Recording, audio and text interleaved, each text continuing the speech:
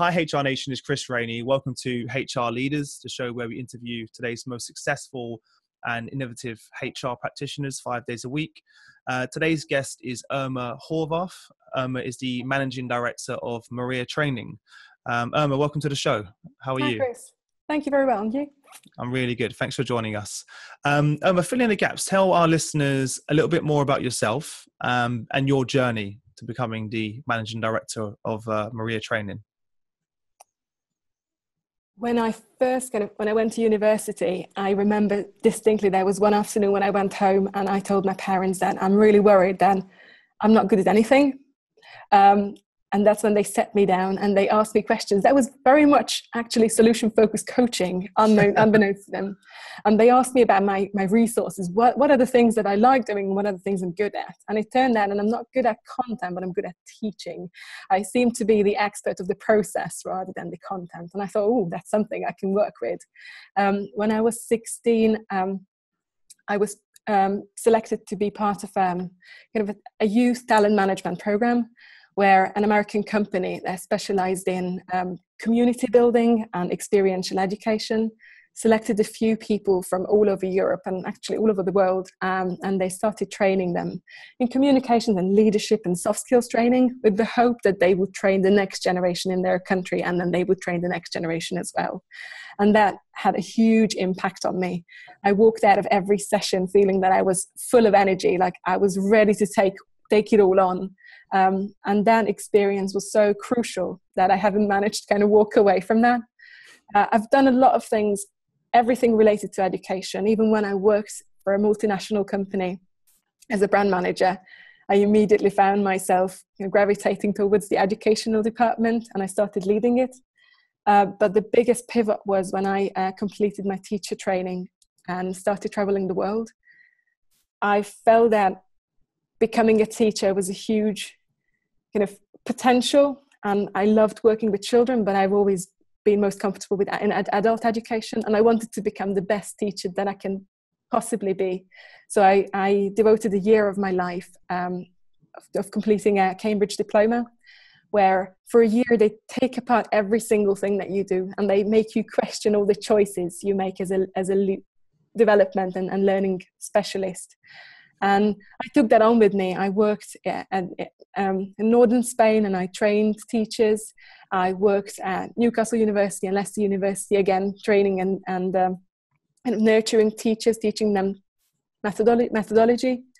But I think one of the biggest adventures was going to Malaysia for 3.5 years, where I had the pleasure of working with the British Council and the Ministry of Education in Malaysia. And on the project, in the lifespan of it, we trained 14,000 teachers, and I was personally responsible for recruiting, developing, and inducting, and then kind of accompanying all pretty the intense. That's a lot. teachers and trainers and senior trainers. And it was a vast project because we were in all 13 states of Malaysia, so I had to manage people remotely. We even had one instance where I got a phone call in the middle of the night, and they told us that there was a pirate attack and we had to evacuate all the stuff. So talk about kind of HR situations where there is a lot of pressure. Yeah. Can't get much more pressure than that. I worked briefly in Kazakhstan, Denmark, and Dubai, just to give you all the extremes, going from plus 40 degrees to minus 35. And then I came home and I wanted to do something that really scared me. And something that really scared me was starting my own company. I looked around and I was curious what people do when called development, or what services were provided in training. And I was bitterly disappointed when having discussions with people, because they had no idea why they were doing that certain trendy buzzword, or why they were choosing a methodology or a philosophy. There seemed to be no philosophy behind some of the choices that people were making. And then that's when my mission was born. I wanted to educate HR. I wanted to disrupt training and development. I wanted to provide an alternative where it's not technology, but going back to the basics and human interaction. And I wanted to give people back the power over their choices. I wanted to raise awareness and shift perspectives for better work and life choices. And this is what I've been doing ever since. And it's been a hell of a journey. We've had the pleasure of working with companies from Heineken to Bayer, big pharmaceutical company, but also helping teachers in need, tucked away in the countryside, working with children who have nothing, literally nothing. Mm-hmm. So it's a very wide spectrum, but the mission is still the same, to educate people and to give them the choice to decide how they want to develop their people. Fantastic. Well, truly inspiring journey, and I can feel the energy coming off of you, which is fantastic, right? You know, that's what gets you up every morning and keeps you inspired, right? Which is amazing. So with the sort of wealth of knowledge that you've gained over those years, what would you say is your area of expertise? I'd say I provide solution-focused experiential learning experiences. What does that mean? I mean, it's a mouthful. I was going to struggle to say that back to you. Experiential learning is a way that goes back to how people actually learn. I don't know if you've had the experience of the difference it makes when you're on your own in your head and when you have a partner to bounce ideas off of, and suddenly your ideas double and triple and quadruple. Mm-hmm. And it takes advantage of that fact. What it does is you are placed in an experience which puts you slightly outside of your comfort zone, straight into the stretch zone where the learning happens. So it's still a positive experience, but there is a slight psychological or social risk involved. So you feel that there is something in it, like you have to really work on it. Either cooperate with someone or just you have a chance to observe your own reactions and others' reactions as well. And after the experience, in groups, you reflect on the experience. So you have a chance to talk about what happened. And I'm sure, again, you have that experience when you do something crazy or exciting, like you jump out of an airplane with a parachute. The first thing you want to do is call your friends, like, oh my God, imagine what happened.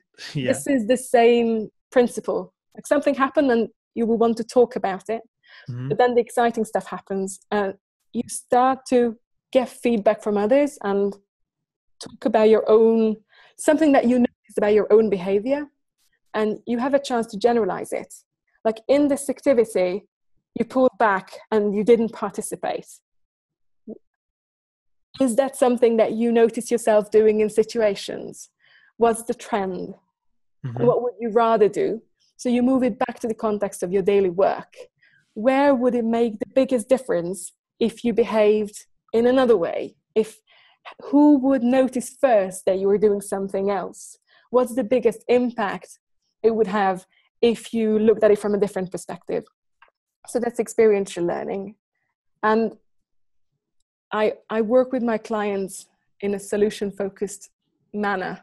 What does that mean? It comes from solution-focused brief therapy from Insu Kimberg and Steve DeShazer, who were brilliant family therapists in the States. And what they noticed was in kind of collecting thousands of scripts, psychologists working with clients, they wanted to notice how they can get people in the shortest possible time to a sustainable change that's taking them towards what they want to achieve. Mm-hmm. And they looked at kind of the, traditional psychoanalytic questions. And what they noticed was anything that was directed to the solution and the preferred future worked. It worked magically.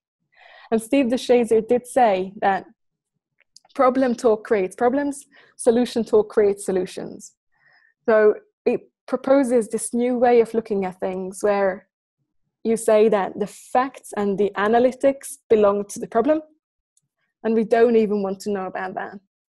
And we look at the preferred future, and that's where we work.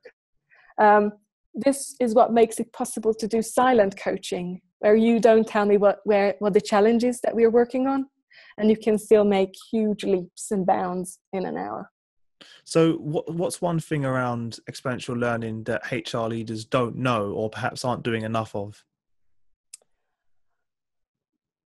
These are going to sound very simple, and I found that big impact, it usually comes from kind of the most evident interventions.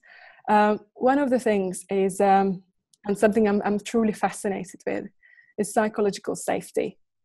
I don't know if you're familiar with Project Aristotle. No, what do you mean by that? Psychological safety is a condition where a team allows you to take interpersonal risks, where you are never afraid to be ridiculed, Sure. Where you can be yourself. And there was a huge study done by Google, actually, where they wanted to figure out what makes teams work, what makes teams efficient. And they found that there are two things. Conversational turn-taking and the balance of that. In a team scenario, is someone dominating the discussion? Sure. Or do everyone get a right to kind of speak? And the second thing was average social sensitivity. And that's your ability to know from nonverbal clues how the other person is feeling. Like, I look at your eyes and I can kind of gauge whether you're bored or interested, frustrated, excited. And these two facets are part of psychological safety. And they found where teams have that, there is instant creativity and collaboration and quick, efficient task completion. So one of the things that HR practitioners seem to overlook is the fact that if people are all right, if they feel safe, then they can do anything that is asked of them. And how can we achieve this psychological safety? Again, sorry for being so simple and not giving you the kind of drum-worthy big solution. Sure. One is to feel that you are seen, that you are noticed, to give that, to receive that attention, where someone is just listening to you, and instead of kind of preparing for their turn, they are building on what you're saying. That's one thing. The second thing is to know that you have a meaningful contribution, to have a goal. And when you know that your contribution is worth and someone is noticing it and appreciating it, then that's a very important facet of feeling psychologically safe. And so first one was being seen, and then having a goal. And the third one is to be part of something, to feel part of something, to connect. And one of the tools to achieve all these three things is to focus on resources. I coach and work with a lot of HR directors around positive feedback. And they come to me saying, but I give a lot of positive feedback. Like, I go around and I don't seem to be doing anything else, but just say that's good. And when I ask how they do it, it turns out that often it's just, well done, or you're very clever. Yeah. Yes. Thank you for the X team for completing the task. But it's not specific. It's not showing that there was attention. If you give people positive reinforcement, it's very much like Pavlov. If I know exactly what was the behavior that you liked, I will want to do more of it because it gives me pleasure to please you. So if I can give one piece of advice to HR practitioners or anyone working with people, is to be very specific when you're giving positive reinforcement or positive feedback. Tell the person, what is it that you noticed that they did, and what was the impact for you and the company or the team? And that gives people a chance to kind of raises awareness of how people contributed to success. And secondly, there was attention, because someone noticed exactly what you did. Exactly. You feel that you're contributing, and you know how you're contributing, and you feel connected because someone came over and there was human interaction. I could certainly relate to myself. Looking back in my own career, I do remember those moments where my CEO or my marketing director would come over and give you that well done. But it always felt a bit forced. There's never really real, but why? Well done for what? And although my CEO was a very charismatic person who would walk around the room thanking everyone, and it did have a good effect, don't get me wrong, but it did a lot of people did think, oh, he just says that every day to everyone. Yeah. Whereas, as you said, if you worked really hard on a specific project and you get a thank you, then it means so much more to you. If they've referenced that and that's all the motivation you need, right? To then Mm. do it next time. And and again, as you said, you're going to continue that type of behavior because you know that's what's going to get a positive response. And So I've got a good example that sounded counterintuitive when I first heard it, and then I thought, that's genius. A very One of the co-working spaces directors in Hungary hired an assistant, a right-hand person, and he needed her to be trained up very quickly and be as independent as possible in the shortest possible time. And the girl was quite new, quite young, her first job, and she wanted to be perfect. So she was paralyzed. She didn't want to make a mistake. slows her down. Mm, Yeah. she didn't take initiative. So Mm. the guy sat her down and said, you know, he started noticing the things when she made a mistake from taking initiative and started reinforcing that.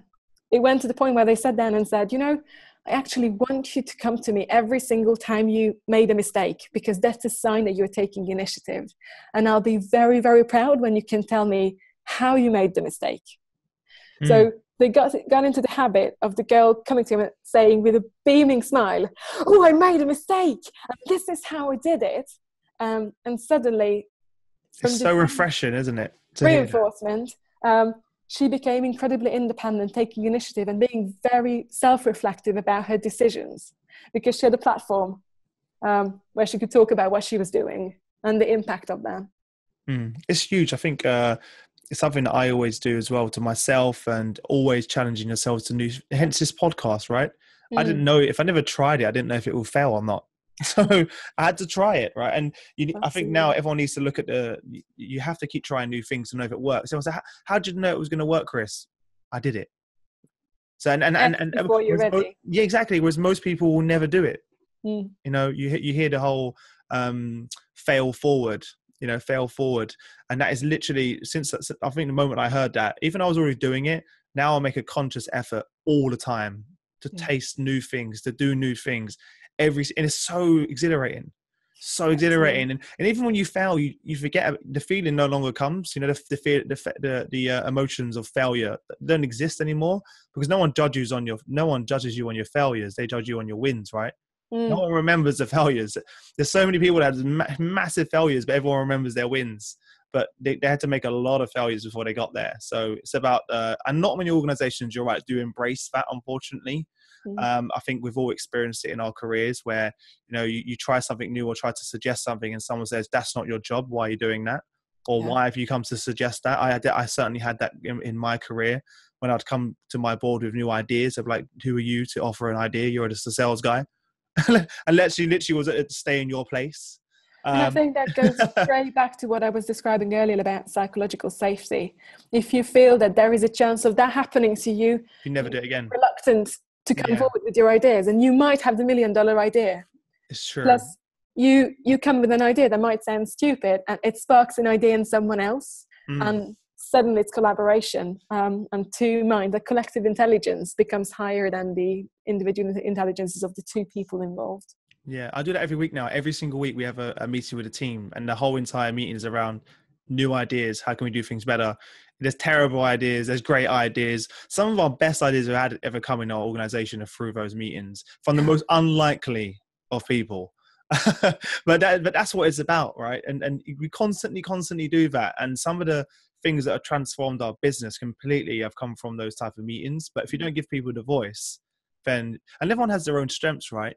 Someone on my team may be very young and sort of just as a new graduate, but he might be very savvy with technology. Absolutely. They can introduce some new software or new systems. Someone could be very creative over here who can create a better website for us. So whatever it may be, you have to give people permission to do that. But unfortunately, that's the problem. Everyone's now is sitting, waiting for someone's permission to be creative and to put their ideas forward, which is crazy. So very happy that you touched upon that point, because it's very, very important. And especially with all the HR leaders that I'm working with, they're now trying to completely shift that mindset in their, when they talk about culture, that is one of the things they're referring to, right? Is that culture of collaboration. Absolutely. Let's actually get marketing and sales talking to each other. Let's get operations and sales talking to each other, which normally isn't a normal mix that would go together. So those are the best ideas that can be sparked from that. So could you share one of the customer success stories that you're most proud of? That's what I love about my job, is that every single day is a new success story that comes on top of my list of the thing that I'm most proud of. But there's one story that I think well exemplifies the beauty of the simplicity of solution-focused approach. I was called in an emergency. It's a big media company in Hungary. It's an international company, and the CEO phoned me to say, I need you to come this week because one of our most important groups is falling into pieces. The conflict is palpable, frustration is peaking. I've got no idea what to do anymore. Come and work your magic. And those are the briefs I love the most. When you come Good brief. You've given free hand to do whatever. So I had 4 hours with the team, and when they sat down, you could feel that people were, first of all, they weren't sure what they were doing there, and second of all, they were not very much on board, and they were very much isolated in their seats. So we did a task where they had to presuppose about each other, so kind of say assumptions out loud, and the other person listened to them with a poker face, and after that they could react. And half an hour into the session, I looked around the room and the energy level has changed, and body language postures had changed. People suddenly started kind of really looking at each other. So there was a quick circle of debrief, and I was like, what has changed? And they were like, I had no idea that these people knew me, like really knew me. Suddenly, they had the experience that people were paying attention and gathering little clues, that when they had to kind of say assumptions about them, those assumptions were spot on. Even when it came to questions that were fairly abstract and made themselves think about what their answers would be. So that was the first thing that kind of was pivotal in opening people up. Sure. And then what I did, I understood that there was an issue. I didn't really want to kind of get into that. I'm not much of a kind of, let's look at our navels and talk about what he did and then what she said 2 weeks ago. So all I asked was in pairs for them to think about what it would look like if overnight magic happened and they walked into the office, and suddenly as they entered the room, they're picking up from clues that something has changed drastically and it's suddenly much, much, much better. So I asked them to walk each other through the route that they take in the morning, from when they kind of wake up to when they get to their seat. And what are the things that they notice that tells them that something has changed? Mm-hmm. So 10 minutes, they start kind of, you hear this murmur, but the energy is buzzing. And then they come back and I ask them to, let's put it together. Let's see if there are wildly different things or if they're the same. So people are starting to share, oh, I walk into the office and then the receptionist looks at me, and instead of kind of looking down into her computer, there was a huge beaming smile. And the story keeps going, and suddenly the first pair describes that the seating arrangement has changed. The team leader is now sitting in the middle in this open plan office between the two teams that she's managing. Mm-hmm.